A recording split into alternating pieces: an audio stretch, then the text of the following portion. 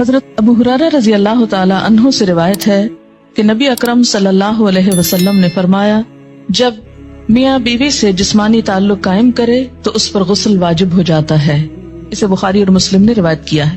عورت یا مرد کو احتلام ہو تو غسل واجب ہو جاتا ہے۔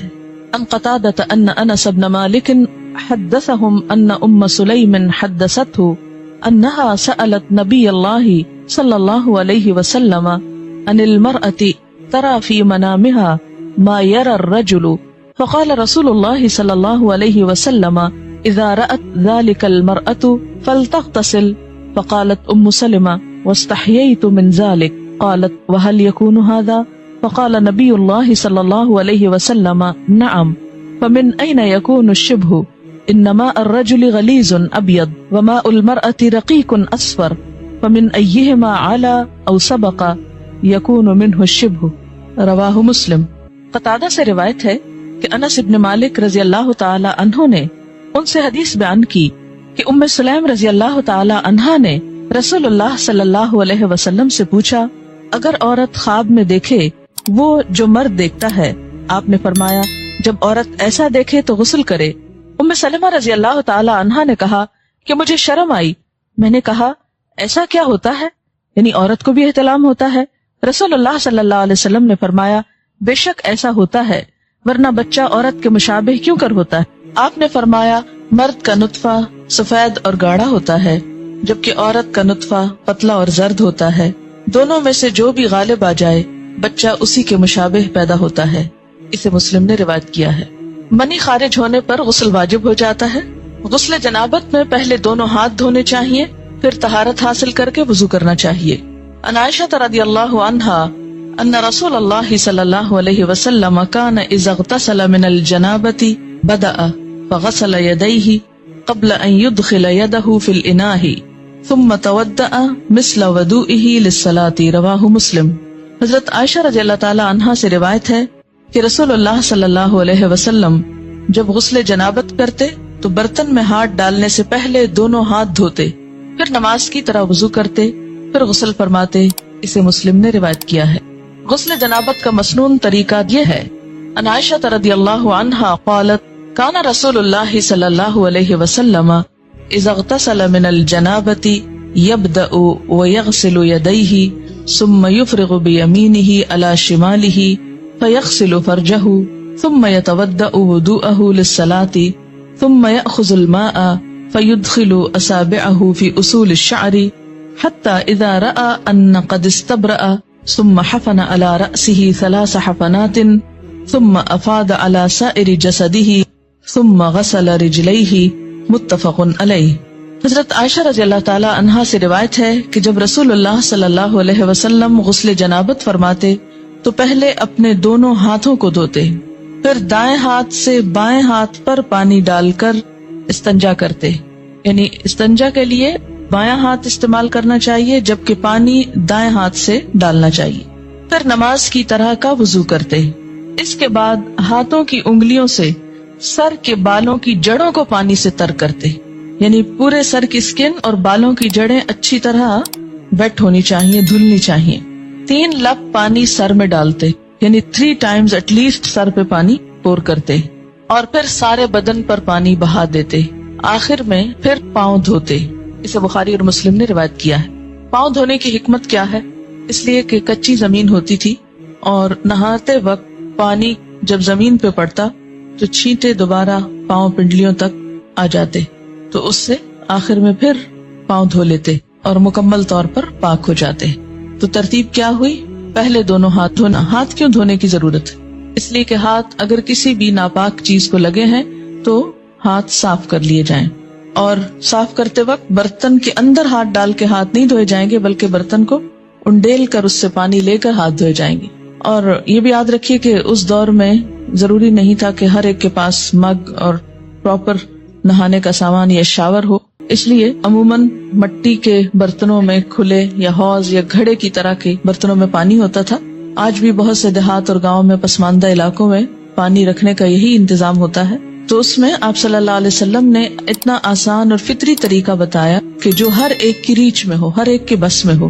ہاتھ دھونے کے بعد استنجا، اور استنجا کرنے کے بعد پورا وضو کرنے کے بعد سر کے اوپر اچھی طرح پانی بہانا، اس طرح کے بالوں کی جڑیں تر ہو جائیں.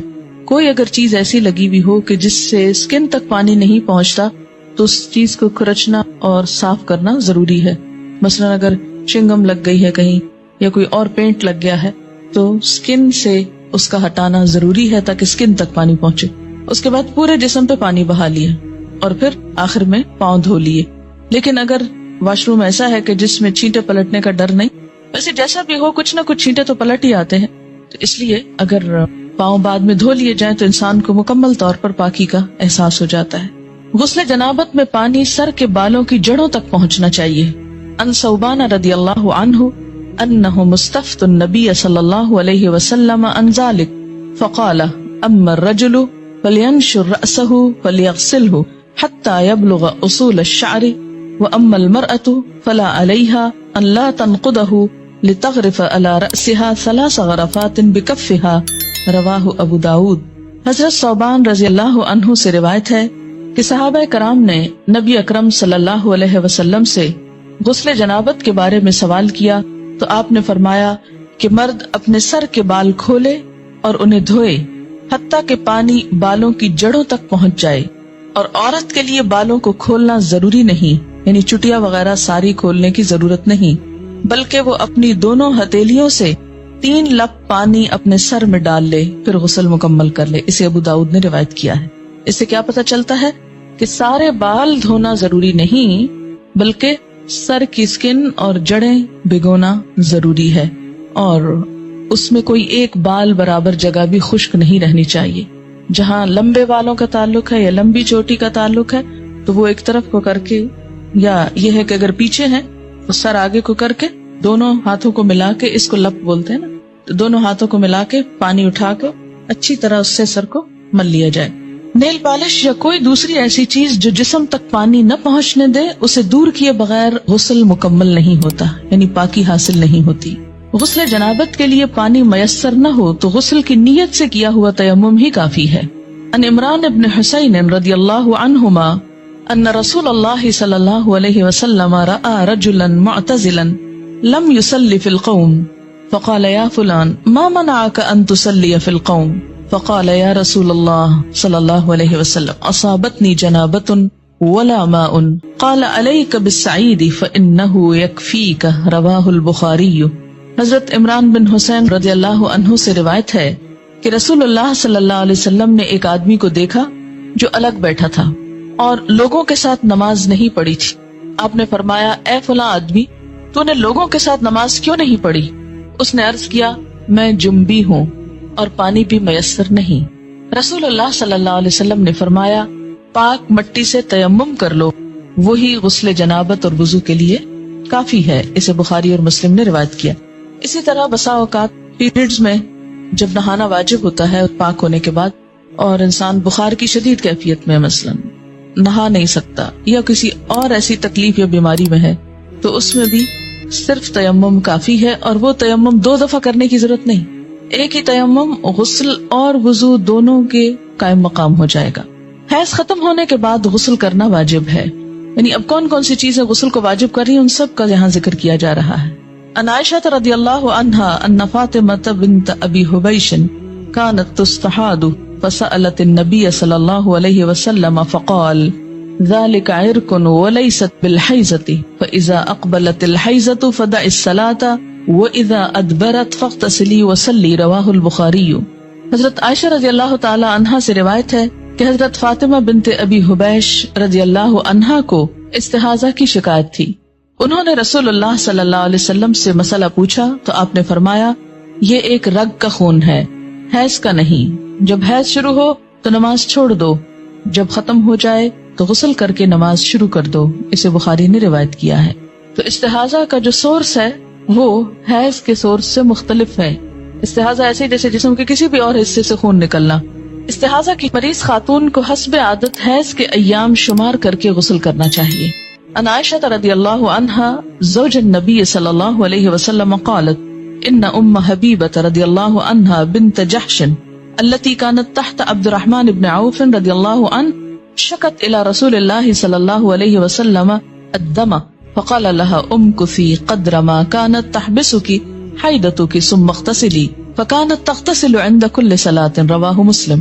نبی اکرم صلی اللہ علیہ وسلم کی زوجہ محترمہ حضرت عائشہ رضی اللہ عنہا کہتی ہیں کہ عبد الرحمن بن عوف رضی اللہ عنہ کی بیوی حضرت ام حبیبہ رضی اللہ عنہا رسول اللہ صلی اللہ علیہ وسلم کی خدمت میں حاضر ہوئی اور استحاضہ کی شکایت کی. رسول اللہ صلی اللہ علیہ وسلم نے ارشاد فرمایا حسب عادت ایام حیض میں نماز نہ پڑھو، پھر ایام حیض ختم ہونے پر غسل کر لو. چنانچہ ام حبیبہ رضی اللہ عنہا ہر نماز کے لیے غسل کیا کرتی تھی. اسے مسلم نے روایت کیا ہے. نماز سے مراد دوبارہ حیض سے پاک ہو کر نماز شروع ہونے کا وقت ہوتا تھا اس کے لیے. اس کا یہ مطلب نہیں ہے کہ ہر نماز کے ٹائم پہ غسل کرتی تھی. غسل حیض کا طریقہ یہ ہے.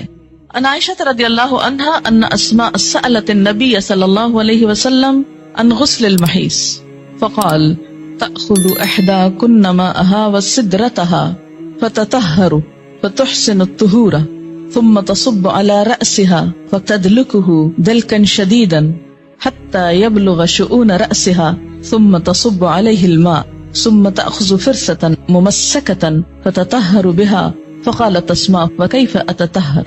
فقال سبحان الله تطهرين بها. فقالت عائشة رضي الله عنها كأنها تخفي ذلك تتبعين أثر الدم. وسألته عن غسل الجنابة فقال تأخذ ماء فتطهر فتحسن الطهور أو تبلغ الطهور ثم تصب على رأسها فتدلكه حتى تبلغ شؤون رأسها ثم تفيض عليها الماء. فقالت عائشة نعم النساء نساء الأنصار لم يكن يمنعهن الحياء أن يتفقهن في الدين. رواہ مسلم. حضرت عائشہ رضی اللہ عنہا سے روایت ہے کہ حضرت اسماء رضی اللہ تعالی عنہا نے نبی اکرم صلی اللہ علیہ وسلم سے غسل حیض کے بارے میں سوال کیا کہ کیسے نہانا چاہیے اس کے بعد. تو آپ نے فرمایا پہلے پانی میں بیری کے پتے ڈال کر اچھی طرح حیض کے خون سے پاکی حاصل کر لو. یہ بیری کے پتوں کی ضرورت اس لیے کہ اس دور میں صابن کی ایسی صورت اور قسمیں موجود نہ تھی. مراد جس سے یہ کہ اچھی طرح صفائی حاصل کرنے کے لیے کہ سب میل کچیل دور ہو جائے اس پانی سے نہاؤ. اب دیکھیے کہ مردے کو نہلانے کے لیے بھی بیری کے پتے ڈال کر پانی کو بوائل کیا جاتا ہے اور اس سے نہلایا جاتا ہے. اور اس میں بھی ایک اب تو صابن استعمال کر لیا جاتا ہے لیکن دیہاتوں وغیرہ میں اب بھی لوگ اسی پانی سے نہلاتے ہیں. تو ایک طرح سے جراثیم کش محلول بن جاتا ہے اور ہر قسم کی نجاست کو جسم سے دھو ڈالتا ہے. اب یوں سمجھے کہ لیکوڈ سوپ کی طرح کا ہے. پھر سر پہ پانی ڈالو. یہ مراد اس سے یہ ہے کہ جہاں جہاں نجاست ہے اچھی طرح جسم کو مل کے دھو لو. پھر سر پہ پانی ڈالو اور خوب اچھی طرح ملو تاکہ پانی بالوں کی جڑوں تک پہنچ جائے. پھر سارے بدن پر پانی بہاؤ. پھر خوشبو لگی ہوئی روئی کا پھاہا لے کر اس سے پاکی حاصل کرو.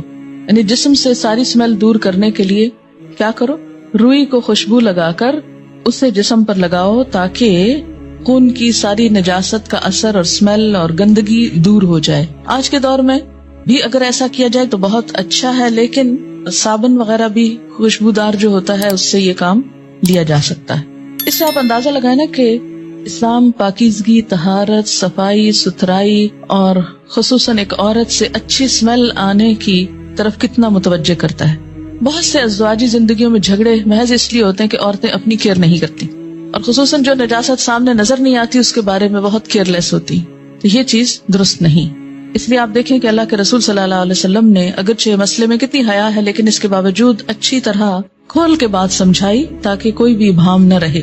حضرت اسماء رضی اللہ تعالی عنہا نے عرض کیا روئی کے پھاہے سے پاکی کس طرح, یعنی کاٹن بڈ سے کس طرح؟ آپ صلی اللہ علیہ وسلم نے فرمایا سبحان اللہ, پاکی حاصل کرو. یعنی اب آپ اس سے زیادہ اور کیا ڈیٹیل بتاتے. یعنی اٹس انڈرسٹوڈ کہ روئی کے اوپر خوشبو لگا کے جسم کے اس حصے پہ لگاؤ کہ جہاں نجاست کے اثرات رہے ہیں تاکہ وہ سب کچھ دور ہو جائے.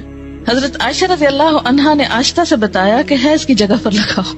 پھر حضرت اسماء نے غسل جنابت کا سوال کیا تو آپ صلی اللہ علیہ وسلم نے فرمایا پہلے پانی سے اچھی طرح استنجا کرو, پھر سر پر اچھی طرح پانی ڈال کر ملنا چاہیے تاکہ پانی بالوں کی جڑوں تک پہنچ جائے, پھر پورے بدن پر پانی ڈالو.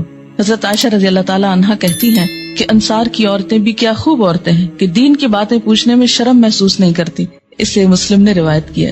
عورت کے سر کے بالوں کی جڑوں میں چوٹی کھولے بغیر پانی پہنچ سکے تو چوٹی کھولنا ضروری نہیں, لیکن اگر نہ پہنچ سکے تو کھولنا ضروری ہے, کیونکہ بعض ممالک میں خواتین کے بال مثلاً افریقن کنٹریز میں آپ نے دیکھا ہوگا اتنے تھک ہوتے ہیں کہ آسانی سے انگلی ان میں سے نہیں گزرتی, اور بعض چوٹیاں اس طرح جیسے ہمارے ہاں فرنٹیئر کے علاقے میں اتنی باریک باریک بالوں سے بنائی ہوئی ہوتی ہیں اور ان کو آپس میں پھر ان کے ڈیزائن بنے ہوئے ہوتے ہیں، اور بعض اوقات وہ اس طرح چپکا بھی دی جاتی ہیں کہ جس سے اسکن تک پانی ڈائریکٹ نہیں پہنچ سکتا. تو ایسی صورت میں پھر ان مینڈیوں کو کھول دینا چاہیے.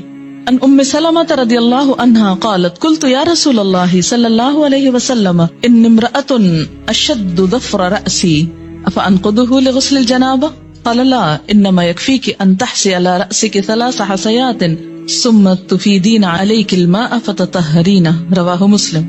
ام سلمہ رضی اللہ عنہا کہتی ہیں کہ میں نے عرض کیا یا رسول اللہ صلی اللہ علیہ وسلم میں اپنے سر پر چوٹی باندھتی ہوں، کیا غسل جنابت کے لیے کھول دیا کروں؟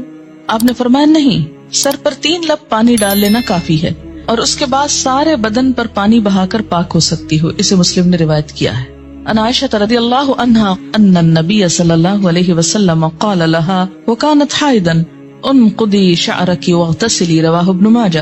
حضرت عائشہ رضی اللہ تعالیٰ عنہا سے روایت ہے کہ جب وہ غسل حیض کرنے لگیں تو آپ صلی اللہ علیہ وسلم نے فرمایا اپنے بال کھول لو اور غسل کرو. اسے ابن ماجہ نے روایت کی. ینگ تھی، ان کے بال ہو سکتا بہت تھک ہو. حضرت ام سلمہ ایجڈ تھی، 4 بچوں کی ماں تھی، بال ایک ایک بچے کے بعد جھڑتے گئے اور ہلکے ہو گئے، اس لیے ان کے لیے کافی تھا کہ وہ پانی ڈال لیں. لیکن حضرت عائشہ کو آپ نے کچھ اور بتایا اس لیے کہ ان کے بال تھک ہوں گے. اگر کوئی آپ کو یہ آ کے کہے اور لوگ کہیں گے کہ دیکھیں کتنی کنٹراڈکشن ہے حدیث میں، ایک حدیث میں لکھا یہ کر لو اور ایک میں لکھا وہ کر لو، لیکن دونوں مختلف مواقع پر 2 فتوے کیوں دیے گئے؟ اس لیے کہ دونوں کے حالات مختلف ہیں. اب ہر شخص اپنے آپ کو دیکھے کہ وہ کہاں فٹ ہوتا ہے. اگر آپ کے بال اس نوعیت کے ہیں کہ پانی اندر آسانی سے چلا جاتا ہے، ہلکے ہو چکے ہیں، پڑ پڑ کے اڑ گئے ہیں تو اس میں کیا ہے، آپ کے لیے آسانی ہو گئی. لیکن اگر ابھی تک آپ ینگ ہیں، ماشاءاللہ خوب بالوں والے ہیں، تو پھر آپ بال کھول کے اچھی طرح سر دھوئیں. غسل حیض یا غسل جنابت یا عام غسل کے دوران کلمہ شہادت پڑھنا یا ایمان کی صفات پڑھنا سنت سے ثابت نہیں. یعنی غسل اور طہارت کا تعلق پراپر طریقے سے ہے کہ پانی پورے جسم کو پہنچ جائے اور کوئی جگہ خشک نہ رہے. زبان سے کچھ بھی پڑھنے کی ضرورت نہیں. جمعے کے روز غسل کرنا مسنون ہے، پسندیدہ ہے. ان ابن عمر رضی اللہ عنہما قال قال رسول اللہ صلی اللہ علیہ وسلم اذا جاء احدکم الجمعة فلیغتسل متفق علیہ. حضرت عبداللہ بن عمر رضی اللہ عنہما کہتے ہیں کہ رسول اللہ صلی اللہ علیہ وسلم نے فرمایا جب کوئی نماز جمعہ کے لیے آئے تو غسل کر کے آئے. اسے بخاری اور مسلم نے روایت کیا ہے کیونکہ ایک بڑی گیدرنگ ہوتی تھی اور اس میں لوگوں کو ایک تکلیف ہوتی تھی پسینے وغیرہ کی بو سے، جب تک کہ دوسرے صاف ستھرے ہو کر نہ. ابتداء میں آپ صلی اللہ علیہ وسلم نے اس کو لازم کر دیا، لیکن بعد میں جب لوگ عادی ہو گئے تو پھر اس کے بعد اتنی سختی نہیں کی جاتی تھی. میت کو غسل دینے کے بعد غسل کرنا مستحب ہے، لازم نہیں، فرض نہیں، پسندیدہ ہے. مسنون جو ہے اس کا درجہ مستحب سے زیادہ ہے. ان ابی ہریرہ رضی اللہ عنہ قال قال النبی صلی اللہ علیہ وسلم من غسلہ الغسل ومن حملہ الوضوء رواہ الترمذی. حضرت ابو ہریرہ رضی اللہ تعالیٰ عنہ فرماتے ہیں کہ نبی صلی اللہ علیہ وسلم نے فرمایا میت کو غسل دینے کے بعد غسل ہے اور میت اٹھانے کے بعد وضو ہے. اسے ترمذی نے روایت کیا ہے. غیر مسلم اسلام قبول کرے تو اس پر غسل کرنا واجب ہے. اب ایک اور ٹرم آگے. ان قیس بن عاصم رضی اللہ عنہ انہ اسلم فامرہ النبی صلی اللہ علیہ وسلم ان یغتسل بماء وسدر رواہ احمد و ابو داود والنسائی والترمذی. حضرت قیس بن عاصم رضی اللہ عنہ کہتے ہیں کہ جب وہ اسلام لائے تو نبی اکرم صلی اللہ علیہ وسلم نے انہیں پانی اور بیری کے پتوں سے غسل کرنے کا حکم دیا. اسے احمد، ابو داؤد، نسائی، ترمذی نے روایت کیا. کیوں؟ اس لیے کہ اس کے بعد مثلاً ایک شخص دن کے 10 بجے کلمہ پڑھتا ہے، چند گھنٹے 2-3 گھنٹے کے بعد ظہر کی اذان ہو جاتی. اب اس کے لیے کیا لازم ہے کہ وہ نماز پڑھے. نماز نہیں ہوتی جب تک کہ انسان صحیح طور پر پاک نہ ہو. پاک ہونے کے لیے غسل ضروری ہے، اس لیے مسلمان ہونے پر غسل لازم ہے تاکہ عبادات صحیح طور پر ادا ہو سکے. غسل کے لیے پردے کا اہتمام کرنا ضروری ہے. ان یعلا بن امیہ رضی اللہ عنہ ان رسول اللہ صلی اللہ علیہ وسلم رأى رجلا يغتسل بالبراز فصعد المنبر فحمد الله واثنى عليه وقال ان الله عز وجل حليم حي ستير يحب الحياء والستر فاذا اغتسل احدكم فليستتر رواه ابو داود والنسائی. حضرت یعلا بن امیہ رضی اللہ عنہ سے روایت ہے کہ رسول اللہ صلی اللہ علیہ وسلم نے ایک شخص کو کھلے میدان میں برہنہ نہاتے دیکھا تو آپ صلی اللہ علیہ وسلم ممبر پر تشریف لائے، اللہ کی حمد و ثنا کی اور فرمایا اللہ عز و جل بڑا حوصلے والا اور شرم والا ہے، حجاب اور حیا کو پسند فرماتا ہے، لہٰذا جو کوئی غسل کرنا چاہے پردہ کر کے غسل کرے. اسے ابو داؤد اور نسائی نے روایت کیا ہے. اسی لیے اجتماعی حمام جس میں بہت سارے لوگ مل جل کر نہائیں یا سوئمنگ کریں یا پھر کسی بھی سی سائڈ پر بکنیز پہن کر اچھل کود کریں تو یہ درست نہیں. عورت کے لیے کسی دوسری عورت کو اور مرد کے لیے کسی دوسرے مرد کو غسل کرتے ہوئے دیکھنا منع ہے. عن ابی سعید الخدری رضی اللہ عنہ قال ان رسول اللہ صلی اللہ علیہ وسلم قال لا تنظر المرأة الى عورة المرأة ولا ينظر الرجل الى عورة الرجل رواہ ابن ماجہ. حضرت ابو سعید خدری رضی اللہ عنہ کہتے ہیں کہ رسول اکرم صلی اللہ علیہ وسلم نے فرمایا کوئی عورت کسی دوسری عورت کا سطر نہ دیکھے, کوئی مرد کسی دوسرے مرد کا سطر نہ دیکھے. اسے ابن ماجہ نے روایت کیا ہے. غسل یا وضو کرتے ہوئے پانی کے استعمال میں احتیاط کرنی چاہیے. ان انس رضی اللہ عنہ قال کان رسول اللہ صلی اللہ علیہ وسلم یتودأ بالمد ویغتسل بالصاع الى 5 امداد متفق علیہ. حضرت انس رضی اللہ عنہ فرماتے ہیں کہ رسول اللہ صلی اللہ علیہ وسلم وضو کے لیے 1 مد پانی نصف لیٹر سے کچھ زیادہ, ½ لیٹر سے تھوڑا سا زیادہ, اور غسل کے لیے 1 سا پانی تقریباً 1 لیٹر سے 5 مد پانی تقریباً 3 لیٹر تک استعمال کرتے تھے. اسے بخاری اور مسلم نے روایت کیا ہے. جی ہاں, ہم تو بالٹیاں اور ٹب بہا دیتے ہیں, ٹینک خالی کر دیتے ہیں, ٹینکرز منگواتے ہیں. دیکھیے آپ صلی اللہ علیہ وسلم سے ایک شخص نے یہی بات کہی تو آپ نے فرمایا خواہ تم دریا کے کنارے ہو پھر بھی ضرورت کا استعمال کرو. آج آپ دیکھیں کہ کس قدر یہ پرابلمز ہو رہے ہیں وسائل ریسورسز کے مس یوز کرنے کی وجہ سے, جتنی پولوشن ہو رہی ہے اور جتنا نقصان ہو رہا ہے. اس میں ضرور کوئی حکمت ہے. چلیے ہم اگر اتنا نہیں تو ایٹ لیسٹ کچھ تو بچت کر سکتے ہیں, کوشش کرنے پر ہو بھی سکتا ہے. ایسا ہے کہ ہمارے ہاں عادت کیا ہے کہ آپ ٹوتھ پیسٹ لگاؤ, برش کو آہستہ آہستہ ٹیپ کھول دو, وہ کھلی رہے, آپ برش کرتے رہیں, شیشہ دیکھتے رہیں, ادھر ادھر دیکھتے رہو, کھلی ہے. تسلی کیا ہے کہ اب جب ایک دم ضرورت پڑے گی تو کھولنی نہیں پڑے گی. اچھا اسی طرح اگر آپ نے چولہا جلا دیا ایک دفعہ تو کھلا رہے, گیس جلتی رہے, دوبارہ پھر ایک تیلی ضائع ہوگی.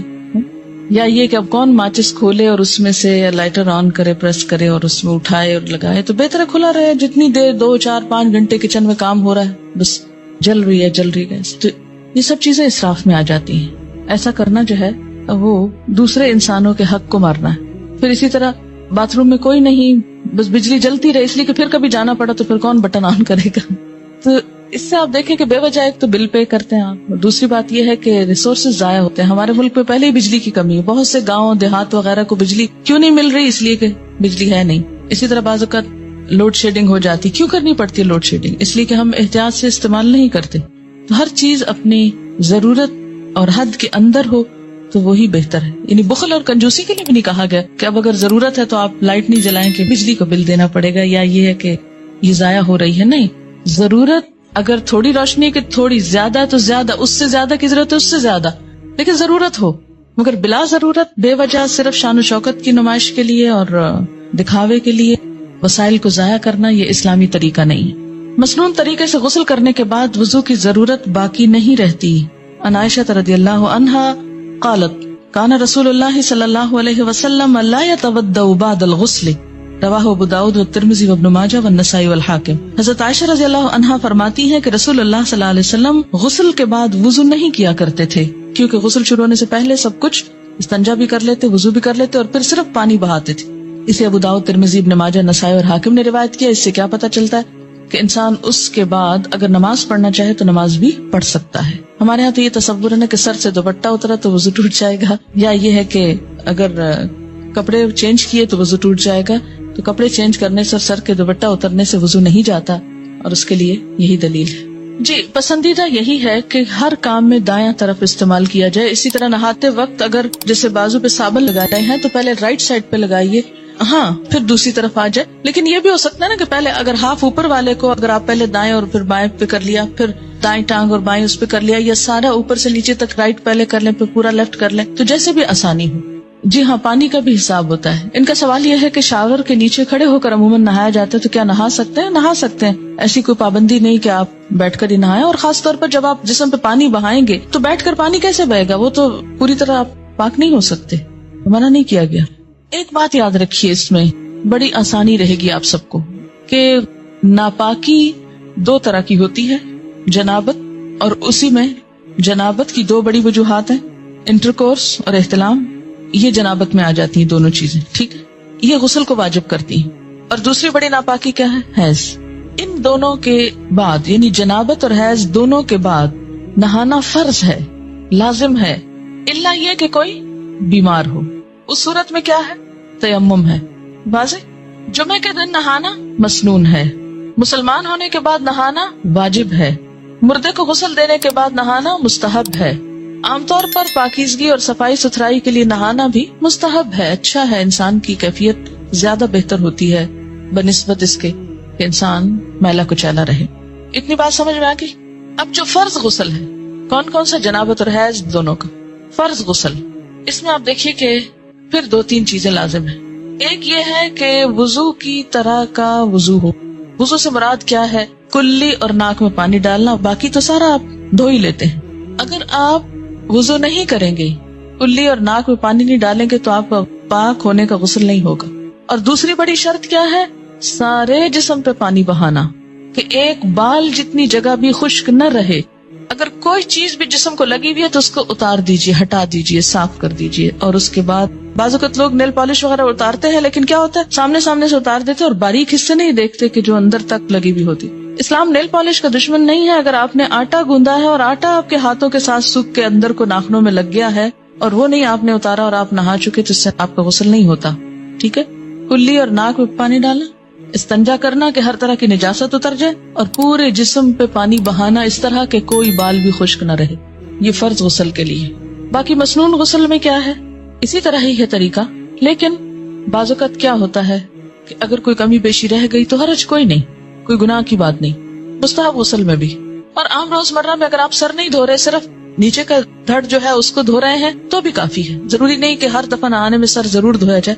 بعض لوگ نہیں دھو سکتے، بعض اوقات پانی کی کمی ہوتی ہے یا کسی اور مسئلے میں انسان سر کو بار بار گیلا نہیں کر سکتا، تو اتنا بھی کافی. جی ہاں، وہ پیر دھونا فرض نہیں ہے. اگر خاص طور پر نجاست لگی ہے تو دھو دے. اور اگر آپ سمجھے کہ سب ٹھیک ہے، چپل پہنا ہوا ہے اور کوئی چینٹے ایسے نہیں پڑے، تو اوپر سے جو پانی آ رہا ہے اور وہ پاؤں تک بہ گیا، پاؤں ساتھ ہی دھل گئے اور پاؤں میں چپل ہے، تو کوئی حرج نہیں ہے اگر الگ سے نہ بھی دھوئے جائیں. اگر جنابت، احتلام، حیض اور نفاس ان تمام طریقوں سے پاکی حاصل کرنے کے لیے ایک ہی طرح کا غسل کیا جائے گا، تینوں کا طریقہ الگ الگ ہے، ایک ہی طرح کا غسل. ناپاک کپڑے کو پاک کرنے کا مکمل طریقہ کیا ہے؟ طریقہ یہ ہے کہ پہلے ناپاکی کو تلاش کریں کہ ہے کہاں. اس کا نشان، داغ، کچھ بھی جب نظر آ جائے تو اس حصے کو الگ کر لیں باقی کپڑے سے. مثلا اگر اس پہ کچھ لگا ہوا ہے کہیں، تو میں پہلے دیکھوں گی کہ کہاں ہے. اچھا یہ مل گئے، چلیے اب اس کو الگ پکڑ لیجیے باقی حصے سے. ٹھیک ہے. پھر اس کو آپ ٹیپ کے نیچے کیا کریں، اس حصے کو آپ اچھی طرح مل لیں، رگڑ لیں اس کو. پہلے اس حصے کو کیا کریں، اچھی طرح دھوئیں، صابن لگائیں. پھر اس کے بعد کیا ہے کہ اس کی طرح سے پیچھے والے حصے کو، کیونکہ پانی وہ اس کا پھیل کے پیچھے تک آ جاتا ہے، لیکن یہاں سے پکا پکڑیں کہ پورے اس پہ نہ چلا جائے. پھر اس کے بعد ایک دفعہ پانی صاف ڈالیں اور اس کو اچھی طرح نچوڑ لیں. پھر اس کے بعد پھر نچوڑ لیں. پھر تیسری دفعہ اور ذرا سا دیکھ لیں کہ پانی کیسا نکل رہا ہے، میلا یہ صاف ہے، مل گیا، کافی. کیا احتلام، مزی، لیکوریا، حیض، ان تمام کے داغ والے کپڑوں کو ایک ہی طریقے سے پاک کیا جائے گا یا الگ الگ طریقہ ہے؟ اس میں کوئی اور نجاست جس کا آپ نے نام نہ لکھا ہو، مثلا خون ہے یا یورین ہے یا کچھ اور، ان سب کو بھی اسی طرح پاک کیا جائے گا. کیا لیکوریا کے نشان والے کپڑے ناپاک کپڑوں میں شمار ہوں گے؟ جی ہاں، اس لیے کہ یہ ڈسچارج بھی نجس ہے. میت اٹھانے کے بعد وضو ہے، کیا اس سے مراد میت کو کندھا دینا ہے؟ اس سے مراد تخت پر جب میت کو نہلا چکے ہوں اور کفن پہنانے کے لیے اس کو اٹھا کے ہاتھ لگا کے آپ رکھ رہے ہوں، کہاں، چارپائی وغیرہ پر، تو اس کے بعد وضو کر لیجیے. کیوں؟ ہو سکتا ہے اٹھانے میں آپ کے جسم پر کوئی ایسی چیز لگ گئی ہو، یعنی وہ ایک شک سا پڑ جاتا ہے نا کہ ہم نے اٹھایا ہے.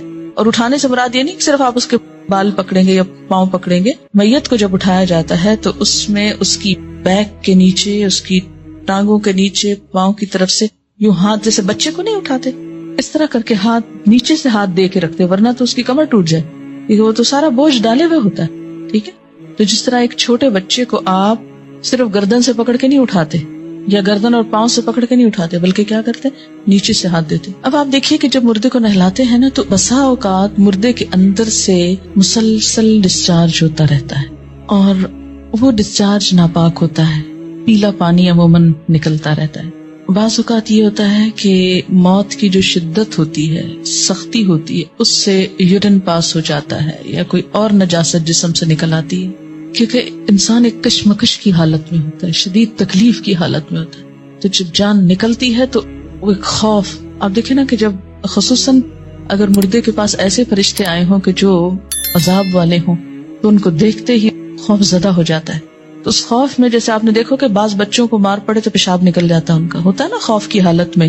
تو اس طرح بسا اوقات کچھ ڈسچارجز ہوتے، بعض اوقات مردہ کسی زخم یا پیٹ کی بیماری میں مبتلا ہوتا ہے، تو نہلانے کے بعد، غسل دینے کے بعد، یا بعض اوقات قتل وغیرہ کا مسئلہ ہوتا ہے، کوئی خون نکل رہا ہوتا ہے، تو نہلا چکنے کے بعد بھی قبر میں لے جانے تک ڈسچارج ہوتا چلا جاتا ہے. It depends. اب جب آپ اس کو اٹھاتے ہیں اس تخت سے اسٹریچر پہ یا اس میت کی جو چارپائی ہے اس پہ ڈالنے کے لیے، تو پھر انسان کے دل میں ذرا تصور ملائیں کہ آپ نے کسی مردے کو ہاتھ لگایا، اس کے بعد آپ کی فیلنگ کیا ہوگی؟ جیسے آپ کو کچھ لگ گیا، یہ فیلنگ آتی ہے نا. جب آپ مردے کو ہاتھ لگاتے ہیں تو آٹومیٹیکلی ایک نفسیاتی کیفیت ہوتی ہے انسان کی کہ کچھ مجھ کو لگ گیا ہے. کئی لوگ تو ہاتھ ہی نہیں لگاتے کہ شاید مجھے یہ پکڑ ہی نہ لے. تو یہ جو اندر ایک نفسیاتی خلل آتا ہے نا انسان کے، اس کا ازالہ کیا ہے؟ اگر نہلایا تو چھینٹے پڑیں گے اپنے اوپر، تو نہا لیں آپ خود بھی تاکہ دل سے سب خلش دور ہو جائے. اور اگر آپ نے نہلایا نہیں، صرف اٹھانے میں مدد دے کے رکھا ہے، تو آپ وضو کر لیں تاکہ آپ کے اندر کی کیفیت درست ہو جائے اور آپ کی نماز میں دل لگے. یاد رکھیے کہ جو غسل اور وضو کے جتنے بھی مواقع ہیں یہ سارے اسی لیے ہیں کہ انسان کی نماز میں سکون آئے. عام حالت میں بھی جو وضو کرنے کے لیے کہا جاتا ہے نا، تو آپ دیکھیں کبھی ہم کھا پی رہے ہوتے ہیں، کبھی ہم ہنس رہے ہوتے ہیں، کبھی ہم دنیا میں انوالو ہوتے ہیں، تو پھر جب ہم نماز کے لیے جاتے ہیں تو وضو نماز کی تیاری ہے، اس کے خشوع و خضوع میں ہیلپ کرتا ہے، اس لیے یہ حکم دیا گیا. لیکن اگر کوئی نہیں کرتا وضو تو کوئی گناہ کا کام نہیں ہے. جی نہیں، مردے کا سطر تو نہیں کھولیں گے، لیکن اس کے باوجود جسم سے اگر کچھ رس رہا ہے، بعض بیماریوں میں رستا ہے، بعض حالات میں رستا ہے، کوئی بھی ریزن ہو سکتا، تو کوئی بھی چیز جو مردے کے جسم سے نکل رہی ہے وہ پاک نہیں ہے، ٹھیک ہے نا، تو اس کو دھو لینا چاہیے. یہ جو آپ کو دعائیں سکھائی گئی نا صبح شام کی، اس میں ایک دعا آتی ہے نا، اللہم انی اسألک العافیۃ فی الدنیا والآخرہ، اور پھر اللہم استر عوراتی وآمن رواتی. اس دعا کو وہ توجہ سے مانگا کہ اللہم استر عوراتی، اللہ میرے شرم والے حصوں کو، چیزوں کو ڈھانپ دے، میری شرم کی چیز کسی کے سامنے نہ کھلے. اور اسی لیے کہتے ہیں نا کہ جس نے کسی میت کا عیب چھپایا اللہ تعالیٰ اس کا عیب چھپائے گا. میت کا کوئی عیب نظر آئے، عیب سے مراد کیا ہے کہ مثلا نہلایا اور اگر اس کے جسم سے کوئی نجاست نکلتی دیکھی، یا کوئی داغ دیکھا، یا کوئی بھی چیز دیکھی ہے، یا کوئی نقص دیکھا، تو انسان سب کو بتاتا پھرے کہ میں نے فلاں کو نہلایا تھا اور اس کے اندر میں نے یہ دیکھا تھا. نہیں، کبھی نہیں، ہونٹ نہ کھلے. زندہ انسان کے عیب کے لیے بھی نہیں کھلنے چاہیے، اور مردہ کی تو اور احتیاط کرنی چاہیے، کیونکہ زندہ تو کبھی نہ کبھی اپنی صفائی پیش کر دیتا ہے، یا اس کا حال اچھا ہو جاتا ہے تو وہ اس کے بارے میں سوچ لوگوں کی بہتر ہو جاتی. لیکن مرنے والا تو بس پھر اس کا آخری سفر ہے نا، آخری وقت ہے، اس لیے اس کے بارے میں تو کوئی چیز ایسی دیکھی جائے بالکل ذکر نہیں کرنا چاہیے. اسی لیے کہتا ہے نا کہ گھر والوں کو شریک ہونا چاہیے غسل دیتے وقت، صرف پروفیشنلز پہ نہیں چھوڑ دینا چاہیے. ایک تو وہ صفائی وغیرہ کا صحیح اہتمام نہیں کرتے، دوسرا یہ کہ ان کو اتنی دلچسپی کہاں کہ مردے کو احتیاط سے ہاتھ لگائیں، اور تیسرا یہ ہے کہ کوئی عیب دیکھ لیں تو کیا پتا کہاں کہاں بتائیں. احترام ہے نا، احترام ہے اس کا بھی. یہ نہیں کہ اگر وہ مر گیا تو اب آپ جیسے چاہیں اس کے ساتھ بدتمیزی سے کام کریں، احترام سے. کیا ڈاکٹر سے اندرونی چیک اپ کے بعد نہانا چاہیے؟ نہیں، اس سے نہانے کی ضرورت نہیں ہے، لیکن وضو کرنا ہوگا. کیا دوران حیض نہانا منع ہے؟ کوئی منع نہیں ہے. ڈیورنگ پیریڈز نہا سکتے ہیں، اٹ ڈیپینڈس. بعض لوگوں کو نہانے سے تکلیف ہوتی ہے، بعض کو نہانا زیادہ اچھا رہتا ہے، اپنی اپنی عادت کے مطابق کر لیجیے. عورتوں اور مردوں کے غسل کرنے کے جو فرائض ہیں اس میں کوئی فرق نہیں. اچھا، یہ ان کو مشکل پتہ کیوں پیش آ رہی؟ اس لیے کہ بعض احادیث مکمل ہیں، بعض احادیث میں صرف ایک مسئلہ بیان کیا ہے. اسی لیے میں ہمیشہ کہتی ہوں نا کہ جز کو دیکھ کر یہ نہ سمجھے کہ کل اسی کے اندر ہے. کیا ننگے بدن پہ وضو ہو جاتا ہے؟ یہ ابھی میں نے کیا کہا ہے. جنابت میں ایک ہی دن 2 بار غسل کرنا پڑ جائے تو اس کے لیے کیا رخصت ہے کہ صرف نیچے والا حصہ دھو لیا جائے؟ کوئی رخصت نہیں ہے. جب جنابت کی حالت ہو تو نہانا ہوگا نماز کے لیے. استحاضہ کے دوران اگر مسلسل بلیڈنگ ہو رہی ہو تو ہر نماز کے وقت صرف وضو کرنا کافی ہوگا، یا سینیٹری ٹاول بھی بدلنا ہوگا کیونکہ پچھلے نجس خون میں نماز نہیں ہو سکتی، الا یہ کہ آپ کسی ایسی جگہ پر ہیں کہ جہاں آپ کوئی موقع نہیں پاتے، سفر کی حالت ہے، یہ کوئی ایسی جگہ ہے کہ جہاں بہت مشکل ہے، تو پھر اس میں اللہ تعالیٰ معاف کرنے والا ہے، لیکن عام حالات میں چینج کرنا ہوگا. یہ کسی نے لکھا ہے کہ مسئلہ 105 میں جو حدیث بتائی گئی اس میں تو جینیٹکس کا بنیادی اصول لا آف ڈومیننس بتایا گیا ہے جو 19ویں صدی میں پتہ چلا، جبکہ آپ صلی اللہ علیہ وسلم نے بہت پہلے بتا دیا۔ یہ جو مسئلہ تھا نا، مرد عورت کے نطفے سے جو بھی غالب آئے بچہ اس کی شکل کا ہوتا ہے۔ مردے کو نہلانے کے بعد اگر خود نہ نہا سکیں، یعنی کوئی ایسی جگہ نہ ہو جہاں غسل کر سکے، تو کیا صرف وضو کر کے نماز پڑھ سکتے ہیں جبکہ نماز کا وقت ہو جائے، یا نماز قضا کر دیں؟ میں نے بتایا ہے کہ یہ نہانا جو ہے فرض نہیں ہے، نہا لے تو بہت اچھا ہے، اگر نہیں نہا سکتے تو وضو کر کے نماز پڑھ لیں بس۔ ڈاکٹر فرحت ہاشمی صاحبہ کے مستند بیانات سننے کے لیے ہمارے چینل قرآنک پلس کو سبسکرائب کریں۔ یہاں قرآن و حدیث کی روشنی میں حقیقی رہنمائی اور روحانی ترقی کے خزانے ملیں گے۔ ابھی جڑیں اور دین کو گہرائی سے سمجھیں۔